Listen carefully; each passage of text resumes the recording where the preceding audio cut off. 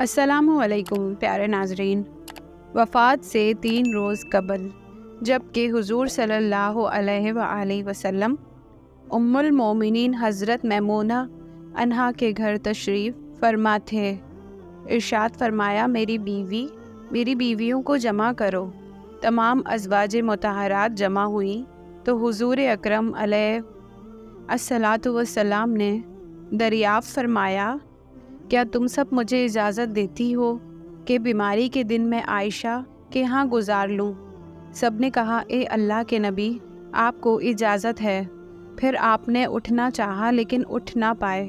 حضرت علی ابن ابی طالب اور حضرت فضل بن عباس رضی اللہ عنہ آگے بڑھے اور نبی کریم صلی اللہ علیہ وآلہ وسلم کو سہارے سے اٹھا کر سیدہ میمونہ رضی اللہ تعالی عنہا کے حجرے سے سیدہ عائشہ رضی اللہ عنہا کے حجرے کی طرف لے جانے لگے۔ اس وقت صحابہ کرام نے حضور اکرم صلی اللہ علیہ وآلہ وسلم اس بیماری اور کمزوری کے حال میں پہلی بار دیکھا تو گھبرا گئے۔ پھر ایک دوسرے سے پوچھنے لگے، رسول اللہ کو کیا ہو گیا؟ رسول اللہ کو کیا ہو گیا؟ چنانچہ صحابہ مسجد میں جمع ہو گئے اور مسجد نبوی میں ایک رش لگ گیا۔ حضرت کا پسینہ شدت سے بہہ رہا تھا۔ حضرت عائشہ رضی اللہ عنہا فرماتی ہیں، میں نے اپنی زندگی میں کسی کا اتنا پسینہ بہتے نہیں دیکھا، اور فرماتی ہیں میں نے رسول اللہ کے دست مبارک کو پکڑتی اور اس کو چہرے پر پھیرتی، کیونکہ نبی علیہ الصلاۃ والسلام کا ہاتھ میرے ہاتھ سے کہیں زیادہ محترم اور پاکیزہ تھا۔ مزید فرماتی ہیں کہ حبیب خدا سے بس یہی سنائی دے رہا تھا، لا الہ الا اللہ، بے شک موت کی بھی اپنی سختی ہے۔ اسی اثنا میں مسجد کے اندر سے حضرت کے بارے میں خوف کی وجہ سے لوگوں کا شور بڑھنے لگا۔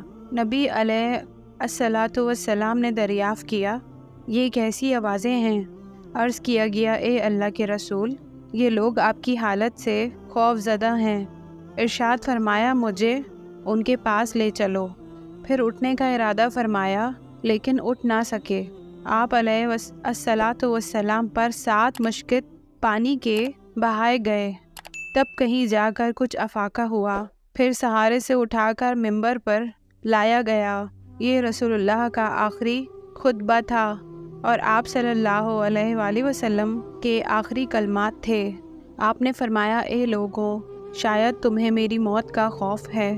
سب نے کہا جی ہاں ہے۔ اللہ کے رسول نے ارشاد فرمایا، اے لوگوں، تم سے میری ملاقات کی جگہ دنیا نہیں ہے، تم سے میری ملاقات کی جگہ حوض کوثر ہے۔ اللہ کی قسم، گویا کہ میں یہیں سے حوض کوثر کو دیکھ رہا ہوں۔ اے لوگوں، مجھے تم پر تندرستگی ہے۔ اے لوگوں، مجھے تم پر تندرستگی کا خوف نہیں، بلکہ مجھے تم پر دنیا کی فراوانی کا خوف ہے کہ تم اس کے معاملے میں ایک دوسرے سے مقابلہ کرو گے، جیسا کہ تم سے پچھلی امتوں والے لگ گئے تھے، اور یہ دنیا تمہیں بھی ہلاک کر دے گی جیسا کہ انہیں ہلاک کر دیا تھا۔ پھر مزید ارشاد فرمایا، اے لوگو، نماز کے معاملے میں اللہ سے ڈرو، نماز کے معاملے میں اللہ سے ڈرو، یعنی عہد کرو کہ نماز کی پابندی کرو گے، اور یہی بات بار بار دہرانے لگے۔ پھر فرمایا، اے لوگو، عورتوں کے معاملے میں اللہ سے ڈرو، عورتوں کے معاملے میں اللہ سے ڈرو، میں تمہیں عورتوں سے نیک سلوک کی وصیت کرتا ہوں۔ اے لوگو، ایک بندے کو اللہ نے اختیار دیا کہ دنیا کو چن لے یا اسے چن لے۔ جو اللہ کے پاس ہے تو اس نے اسے پسند کیا جو اللہ کے پاس ہے۔ اس جملے سے حضور پاک صلی اللہ علیہ وآلہ وسلم کا مقصد کوئی نہ سمجھ سکا، حالانکہ ان کی اپنی ذات مراد تھی، جبکہ حضرت ابو بکر صدیق رضی اللہ تعالی عنہ وہ شخص تھے جو اس جملے کو سمجھے اور زاروں قطار رونے لگے اور بلند آواز سے گریہ کرتے اٹھ کھڑے ہوئے اور نبی پاک صلی اللہ علیہ وآلہ وسلم کی بات قطع کر کے پکارنے لگے، ہمارے باپ دادا آپ پر قربان، ہماری مائیں آپ پر قربان، ہمارے بچے آپ پر قربان، ہماری مال و دولت آپ پر قربان۔ روتے جاتے اور یہی الفاظ کہتے جاتے۔ صحابہ کرام رضوان اللہ علیہ اجمعین ناگواری سے حضرت ابو بکر صدیق رضی اللہ کی طرف دیکھتے رہے۔ پھر انہوں نے نبی پاک صلی اللہ علیہ وآلہ وسلم کی بات کیسے قطع کر دی؟ اس پر نبی کریم صلی اللہ علیہ وآلہ وسلم نے حضرت ابو بکر صدیق رضی اللہ تعالی عنہ کا دفاع ان الفاظ میں فرمایا: اے لوگو، ابو بکر کو چھوڑ دو کہ تم میں سے ایسا کوئی نہیں کہ جس نے ہمارے کے ساتھ ہمارے لیے کوئی بھلائی کی ہو اور ہم نے اس کا بدلہ نہ دیا ہو سوائے ابو بکر کے۔ اس کا بدلہ میں نہیں دے سکا، اس کا بدلہ میں نے اللہ پر چھوڑ دیا۔ مسجد نبوی میں کھلنے والے تمام دروازے بند کر دیے جائیں سوائے ابو بکر کے دروازے کے، کہ جو کبھی بند نہ ہوگا۔ آخر میں اپنی وفات سے قبل مسلمانوں کے لیے آخری دعا کے طور پر ارشاد فرمایا: اللہ تمہیں ٹھکانہ دے، تمہاری حفاظت کرے، تمہاری مدد کرے، تمہاری تائید کرے۔ اور آخری بات جو منبر پر سے اترنے سے پہلے امت کو مخاطب کر کے ارشاد فرمائی وہ یہ کہ اے لوگو، قیامت تک آنے والے میرے ہر امتی کو میرا سلام پہنچا دینا۔ پھر آپ حضرت کو دوبارہ سہارے سے اٹھا کر گھر لے جایا گیا۔ اسی اثنا میں حضرت عبد الرحمن بن ابی بکر رضی اللہ عنہ خدمت اقدس میں حاضر ہوئے اور ان کے ہاتھ میں مسواک تھی۔ نبی اکرم صلی اللہ علیہ وآلہ وسلم مسواک کو دیکھنے لگے لیکن شدت مرض کی وجہ سے طلب نہ کر سکے۔ چنانچہ سیدہ عائشہ رضی اللہ عنہ حضور اکرم صلی اللہ علیہ وآلہ وسلم کے دیکھنے سے سمجھ گئیں۔ انہوں نے حضرت عبد الرحمن رضی اللہ عنہ سے مسواک لے کر نبی کریم دہان مبارک میں رکھ دی لیکن حضور پاک اسے استعمال نہ کر پائے۔ سیدہ عائشہ نے حضور اکرم صلی اللہ علیہ وآلہ وسلم سے مسواک لے کر اپنے منہ سے نرم کی اور پھر حضور اکرم صلی اللہ علیہ وآلہ وسلم کو لوٹا دی تاکہ دہان مبارک اس سے تر رہے۔ اور فرماتی ہیں آخری چیز جو نبی الصلاۃ والسلام کے پیٹ میں گئی وہ میرا لعاب تن تھا، اور یہ اللہ تبارک و تعالیٰ کا مجھ پر فضل ہی تھا کہ اس نے وصال سے قبل میرا نبی کریم صلی اللہ علیہ وآلہ وسلم کا لعاب یکجاں کر دیا۔ ام المومنین عائشہ صدیقہ رضی اللہ تعالی عنہا مزید ارشاد فرماتی ہیں پھر آپ صلی اللہ علیہ وآلہ وسلم کی بیٹی سیدہ فاطمہ رضی اللہ عنہا تشریف لائیں اور آتے ہی رو پڑیں کہ نبی کریم اٹھ نہ سکے، کیونکہ نبی کریم کا معمول تھا کہ جب بھی فاطمہ رضی اللہ عنہا تشریف لاتی حضور اکرم ان کے ماتھے پر بوسہ دیتے۔ حضور اکرم نے فرمایا اے فاطمہ قریب آ جاؤ۔ پھر نبی پاک صلی اللہ علیہ وآلہ وسلم نے ان کے کان میں کوئی بات کہی تو آپ رو پڑیں اور زیادہ رونے لگیں۔ انہیں اس طرح روتا دیکھ کر حضور الصلاۃ والسلام نے پھر فرمایا اے فاطمہ قریب آ جاؤ۔ دوبارہ ان کے کان میں کوئی بات کہی تو وہ خوش ہو گئیں۔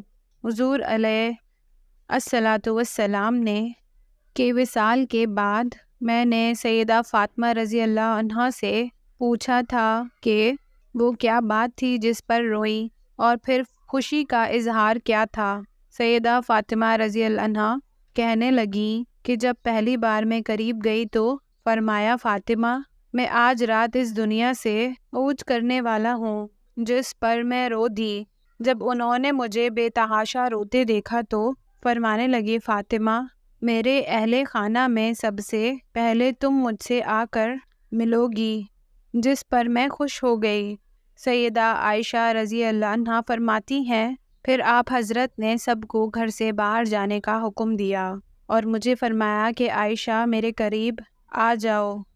آپ حضرت نے اپنی زوجہ محترمہ کے سینے پر ٹیک لگائی اور ہاتھ آسمان کی طرف بلند کر کے فرمانے لگے مجھے وہ اعلیٰ اور عمدہ رفاقت پسند ہے، میں اللہ کی انبیاء، صادقین اور شہداء صالحین کی رفاقت کو اختیار کرتا ہوں۔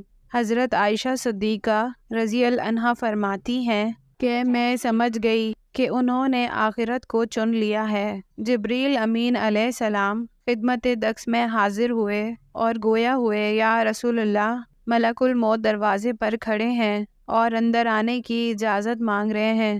آپ سے پہلے انہوں نے کسی سے اجازت نہیں مانگی۔ آپ علیہ الصلاۃ والسلام نے فرمایا، جبریل اسے آنے دو۔ ملک الموت نبی کریم صلی اللہ علیہ وآلہ وسلم کے گھر میں داخل ہوئے اور کہا، السلام علیکم یا رسول اللہ، مجھے اللہ نے آپ کی چاہت جاننے کے لیے بھیجا ہے کہ کیا آپ دنیا میں رہنا چاہتے ہیں؟ کیا آپ اللہ کے پاس جانا چاہتے ہیں؟ اور فرمایا کہ مجھے اعلیٰ اور عمدہ رفاقت پسند ہے۔ ملک الموت آپ حضرت صلی اللہ علیہ وآلہ وسلم کے سرہانے کھڑے ہوئے اور کہنے لگے، اے پاکیزہ روح، محمد بن عبداللہ کی روح، اللہ کی رضا اور خوشنودی کی طرف روانہ ہو، راضی ہو جانے والے پروردگار کی طرف جو غضبناک نہیں۔ سیدہ عائشہ صدیقہ رضی اللہ عنہا فرماتی ہیں، پھر نبی کریم صلی اللہ علیہ وآلہ وسلم کا ہاتھ نیچے ہو گیا اور سر مبارک میرے سینے پر بھاری ہو گیا۔ میں سمجھ گئی کہ آپ کا وصال ہو گیا۔ مجھے اور تو کچھ سمجھ نہیں آیا، تو میں اپنے حجرے سے نکلی اور مسجد کی طرف کا دروازہ کھول کر کہا، رسول اللہ کا وصال ہو گیا، رسول اللہ کا وصال ہو گیا۔